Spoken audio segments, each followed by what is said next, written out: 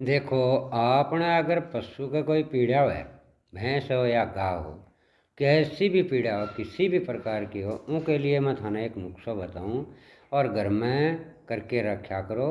कभी भी पशु का पीड़ा नहीं होगी कि थना में कि या इंस्पेक्शन है कि बुखार जुकाम। वह है, पंसारीगंज जाओ, 100 ग्राम घोड़ा अजवान ले आओ और 100 ग्राम काली जीरी ले आओ और 100 ग्राम ही बाई बगड़ ले आओ। ठीक है, बाई बड़ंग आओगी, बगड़ को नहीं आवा। ठीक है, 50 ग्राम सूंठ और 50 ग्राम बस्सा गुगड़ और एक रूट्रामैक्स की पैकेट ले आओ, भाभी पंसारीगंज मिलाएगी।